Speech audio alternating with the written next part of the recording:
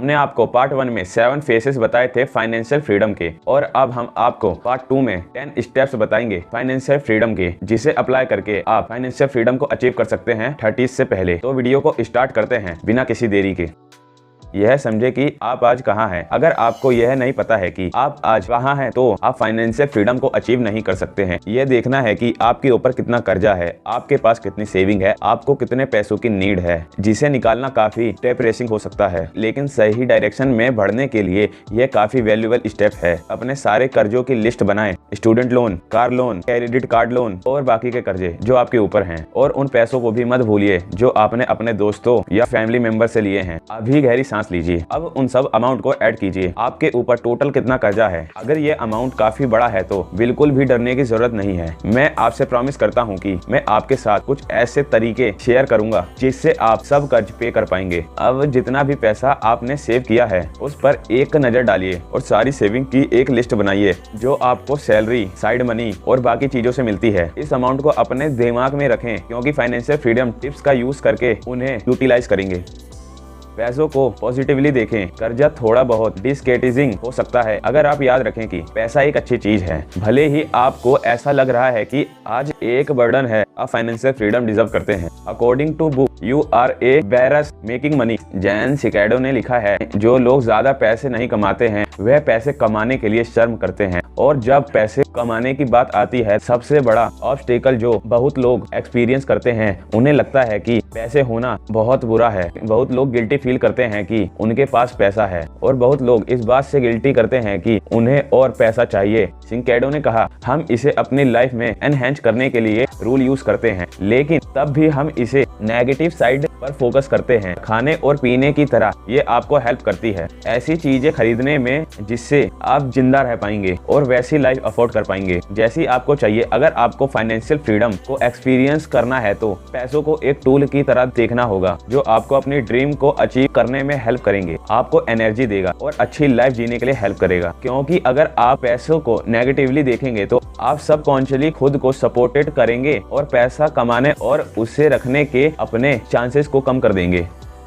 अपने गोल्स को लिखें। आपको पैसा क्यों चाहिए? आपको पैसा चाहिए ताकि आप अपने कर्जे को दूर कर पाएं। क्या आप अपनी 9 से 5 जॉब को छोड़ने के लिए डेस्परेट हैं, या फिर कोई जगह जहां हमेशा से ट्रैवल करना चाहते हैं? क्या आपको रिटायरमेंट के लिए सेविंग करनी है? जब ऑथर ने फाइनेंशियल फ्रीडम को अचीव किया, वह इसलिए आसान हुआ क्योंकि वह एक इमोशनल गोल से बंधे हुए थे। उनका गोल था कि वह स्टूडेंट लोन से निकल सकें और अपने पहले घर के लिए सेव कर सकें, और यह उनके लिए काफी वर्क एक्सपीरियंस था। जब उन्होंने अपना सारा कर्जा पे किया और जब उनकी सेविंग बढ़ने लगी, वो नंबर को चेंज होते हुए देख रहे थे, ज्यादा एक्साइटेड हो जाते और वह अपने फाइनेंशियल फ्रीडम चेंज के लिए और भी ज्यादा फाइनेंशियल फ्रीडम को चेंज करने के लिए और भी ज्यादा मेहनत करने लगे। क्या वह अपने फाइनेंशियल गोल अचीव कर पाते? अगर वह किसी इमोशनल बॉन्ड से टच नहीं होते, शायद वह अपने कर्जे से बाहर निकलने और अपने पेरेंट्स के घर से बाहर निकलने के लिए डेस्परेट थे। उस डेस्परेशन ने उन्हें उनकी जर्नी में काफी मोटिवेटेड रखा। इसलिए जानना बहुत जरूरी है कि हमारा अल्टीमेट गोल क्या है, और जब हम क्लियरिटी के साथ उस गोल्स को लिखते हैं, यह प्लानिंग और भी साफ हो जाती है। तब हम उस गोल को छोटे छोटे गोल में बांटकर उस पर एक एक काम करके अपने बड़ी गोल की तरफ बढ़ सकते हैं। इससे हम अपने गोल तक हमेशा वक्त पर या वक्त से पहले पहुंच जाएंगे। अपने खर्चों को ट्रैक करें। फाइनेंशियल फ्रीडम की दिशा में एक इम्पॉर्टेंट स्टेप है आपके खर्चे पर नजर रखना। आप इसे ट्रैक करने के लिए बहुत से ऑनलाइन टूल भी यूज कर सकते हैं, या सिर्फ एक डेट वाली डायरी को यूज करें। हमें पता होना चाहिए कि हमारे डेली के खर्चे क्या हैं, वीकली खर्चे क्या हैं और मंथली खर्चे क्या हैं। कितना हम घर के बेसिक्स के लिए खर्च करते हैं, कितना काम से रिलेटेड खर्च करते हैं। जो कैटेगरी है उन सब के खर्चों को नोट करना होगा। सबसे पहले खुद को पे करें। आपने यह शायद कहीं सुना होगा कि पे योर सेल्फ फर्स्ट। अगर आपने यह नहीं सुना है तो इसका मतलब है बिल्स और बाकी चीजों को पे करने से पहले आपने सेविंग अकाउंट में से एक स्पेसिफिक अमाउंट को अलग रखना और खुद को सबसे पहले करना। और इसमें बहुत सारे लोगों को फाइनेंशियल फ्रीडम अचीव करने में बहुत हेल्प की है, क्योंकि अगर आपको खुद को हर महीने $1000 ही करनी है और जो भी बचा उससे बिल पे करने हैं, और अगर आपके पास अपने बिल को पे करने के लिए इनफ पैसे नहीं है तो आपको साइड इनकम जनरेट करने के लिए कुछ और भी करना होगा। खुद को सबसे पहले पे करने का मतलब यह है कि आप यह गारंटी लेते हैं कि आप हमेशा इन्वेस्ट करने के लिए अलग से पैसे रख रहे हैं, और अगर आप इसका अपोजिट करेंगे तो आपको हमेशा बचा कुचा मिलेगा, जो फाइनेंशियल फ्रीडम को एक्सपीरियंस करने के लिए काफी नहीं होगा। आप दूसरे तरीकों से भी खुद को सबसे पहले पे कर सकते हैं। एग्जाम्पल के लिए, अगर आपकी जॉब में रिटायरमेंट सेविंग प्रोग्राम है, आप रिटायरमेंट के लिए हुए पैसे कटवा सकते हैं। इस तरीके से आप खुद पर और फ्यूचर पर इन्वेस्ट कर रहे हैं। पैसे अपने आप डिडक्ट हो जाता है, तो जो कुछ भी बचता है वह सिर्फ बिल्स पे करने के लिए होता है। कम खर्च करें। 1958 में वॉरेन बफेट ने $31,500 का 5 बेडरूम खरीदे थे, जिसे उन्होंने आज तक मूव नहीं किया है, और जबकि आज उनकी नेटवर्थ $113 बिलियन के आसपास है और सबसे एक्सपेंसिव घर अफोर्ड कर सकते हैं। लेकिन उनके कम खर्च शायद एक कारण है कि वह दुनिया के टॉप 5 अमीर लोगों में से एक हैं। दूसरे साइड में कैन्ये वेस्ट हैं, जो पैसे को खोने से नहीं डरते हैं। वह एक $20 मिलियन के घर में रहते हैं, और एक बार जब उनके ऊपर $53 मिलियन का कर्जा था, तब उन्होंने ट्विटर पर मार्क जकरबर्ग से $1 मिलियन मांगे। इन दोनों सक्सेसफुल लोगों के बीच डिफरेंस क्या है? मार्क जकरबर्ग रोज एक बोरिंग टी शर्ट पहनते हैं और जींस पहनते हैं। कम चीजें खरीदना एक्चुअल में आपको रिच बनाने में मदद करता है। एक्सपीरियंस खरीदें, चीजें नहीं। अल्टीमेटली जो चीज आपको ज्यादा फुलफिल लाइफ जीने में मदद करेंगे वह आपके एक्सपीरियंसेस होंगे, ना कि वह चीज जो आपके पास है। और जो चीज आप खरीद रहे हैं, क्या वह आपको लॉन्ग टर्म में खुश कर रही है? वो कर्जा जो आपने महंगी चीजों को खरीद कर लिया है, क्या वह आपकी लाइफ को आसान बना रहा है?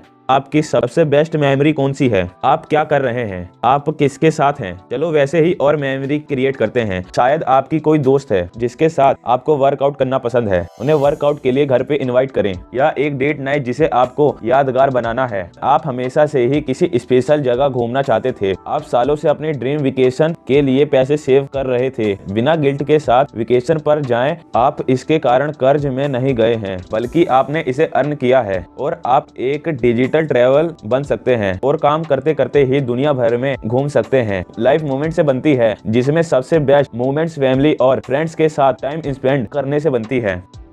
अपने कर्जे को पे करें। कुछ लोग आपको बोलेंगे कि कर्जा वापस करने के बजाय स्टॉक मार्केट में पैसे इन्वेस्ट करना बेटर है। अगर आप एक एक्सपर्ट स्टॉक कीपर हैं तो यह आपके लिए सच हो सकता है, लेकिन अगर आपने इससे पहले भी स्टॉक मार्केट में इन्वेस्ट नहीं किया है तो आप और कर्जे में जा सकते हैं। बहुत सारे लोग सेम फील करते हैं जब वह अपना कर्जा वापस कर देते हैं। उन्हें रियलाइज फील होता है, अगर आप $50,000 के कर्जे में हैं और आपके पास $30,000 है बैंक में कैश है, तो आप खुद को फाइनेंशियल फ्री नहीं कह सकते हैं। आप अभी भी $20,000 के कर्जे में हैं। हाँ, किसी और को पे करना किसी बैंक में पैसे होने से ज्यादा ग्लैमरस नहीं है, लेकिन यह आपको फाइनेंशियल फ्रीडम के पास जरूर लेकर आ सकता है। कर्जा पे करने के 2 मेन मेथड है, स्नोबॉल, एवरलैंच स्नोबॉल। यह तब है जब आप सबसे छोटे कर्जे को सबसे पहले पे करते हैं, और जब आप कर्जे को सबसे हाई इन्वेस्ट रेट के साथ पे करते हैं तो उसे एवरलैंच कहते हैं। आपको यह डिसाइड करना पड़ेगा कि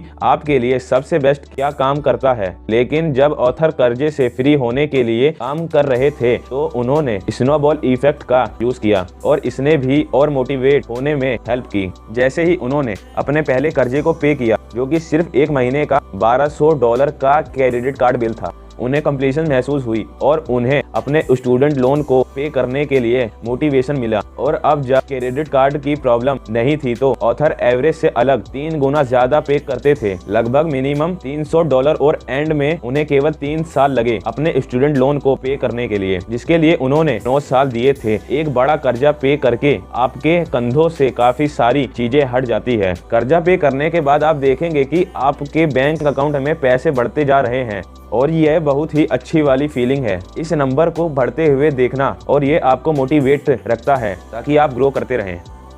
इनकम के एडिशनल सोर्स बनाएं। इस पॉइंट में आप सोच रहे होंगे कि मेरा कर्जा मेरी सैलरी से ज्यादा है, अगर मैं काफी नहीं कमाता हूं तो कैसे इसे पे ऑफ कर सकता हूं? अगर फाइनेंशियल फ्रीडम को लेकर सीरियस हैं तो आपको थोड़ा खून पसीना और आंसू बहाने पड़ेंगे। आप अपनी 9 से 5 जॉब को मत छोड़िए। उस केस में आपको एक स्टेप और बढ़ाने की जरूरत है, और अपनी जॉब के अलावा अलग तरीके से पैसे कमाने के तरीके ढूंढने की जरूरत है। कुछ एक्सपर्ट्स और स्ट्रीम सर्च करते हैं आपकी अपनी इनकम सोर्स को दो तरीके से देख सकते हैं। एक्टिव इनकम जहां आप टाइम देकर पैसा कमाते हैं और पैसिव इनकम जहां आप सोते सोते पैसा कमाते हैं। तो हमें दोनों ऑप्शन ओपन करने चाहिए, एक्टिव भी पैसिव भी। इनकम के लिए आप नई जॉब ढूंढ सकते हैं जहां आपको ज्यादा पैसे मिले। पैसिव इनकम के लिए आप अपने सोर्स को ऑनलाइन बेच सकते हैं और ऑडियो बुक और पॉडकास्ट क्रिएट कर सकते हैं। फ्यूचर में इन्वेस्ट करें। सबसे लास्ट फाइनेंशियल फ्रीडम टिप्स सबसे इंपॉर्टेंट है। चलो ये कहते हैं कि आपने इस समरी के एडवाइस को फॉलो किया और आप कर्जे से बाहर निकल जाएंगे और अपनी सेविंग को ग्रो कर लिया। ये काफी होगा आपको अभी के लिए हेल्प करने के लिए, लेकिन तब क्या जब अनएक्सपेक्टेड हो जाए, क्या आप उसके लिए तैयार हैं? बुरे दिनों के लिए पैसा रखना बहुत इंपॉर्टेंट है। या अगर आपको कुछ हो गया तो आपकी फैमिली दिक्कत में ना आए, उसके लिए अगर आपके पास 9 से 5 वाली जॉब है, अपनी कंपनी से एक रिटायरमेंट प्लान ऐड करने के लिए बोलिए या चेक करें कि क्या ऑलरेडी इसके लिए आपसे पहले से ही पैसे लिए तो नहीं जा रहे हैं। अगर डिस्कशन पहले से ही लिया जाता है तो आपको कभी ऐसा नहीं लगता है कि आप पैसे लूज कर रहे हैं और अपनी सेविंग को ग्रो होते हुए देखना काफी अच्छा लगता है। अब आपको इमरजेंसी फंड के लिए इनफ पैसा सेव करना है। कुछ एक्सपर्ट्स कहते हैं कि $10,000 काफी हैं और कुछ 6 महीने की सैलरी को काफी मानते हैं, और सच कहें तो ये नंबर काफी हाई लग सकते हैं। अगर आप इनफ पैसे नहीं कमा रहे हैं तो उसके बजाय आपके गोल्स के साथ शुरू कर सकते हैं। जैसे इस मंथ $100 सेव करके, और जैसे ही आप और एक्टिव और पैसिव इनकम कमाना शुरू करें तो अपने गोल को मंथली $500 कर दें, फिर $500 वीकली, और इसी तरह आगे भी करते रहें। अगर आपने ज़्यादा खर्चा कर दिया है और आपके पास एक बड़ा क्रेडिट कार्ड बिल है तो आप अपने इमरजेंसी फंड को यूज ना करें और आप ज़्यादा एक्टिव इनकम करने पर ध्यान दें ताकि आप इसे तेजी से पे कर सकें। इमरजेंसी फंड सिर्फ इमरजेंसी के लिए है, जैसे आपके घर में अचानक पेड़ गिर जाना, हर एक्सीडेंट। इसके लिए आपको अपनी जेब से पैसे देने हो, आपके कम चांसेस हैं कि आप वापस उसी जगह आ जाएं जहां से आपने शुरू किया था। तो दोस्तों बस इन 10 स्टेप को फॉलो करें। आई एम श्योर ये 10 स्टेप आपको फाइनेंशियल फ्री होने में मदद करेंगे। तो आज की जो वीडियो है यहीं पर खत्म होती है। अगर आपको ये वीडियो थोड़ी भी अच्छी लगी हो तो वीडियो को लाइक कर दें और कमेंट करके बताएं आपको कैसा लगा, और अगर मेरे को इसमें कुछ इंप्रूव करना है तो वो भी आप कमेंट में बता सकते हैं। और अगर आप चैनल पर नए तो प्लीज चैनल को सब्सक्राइब कर दें।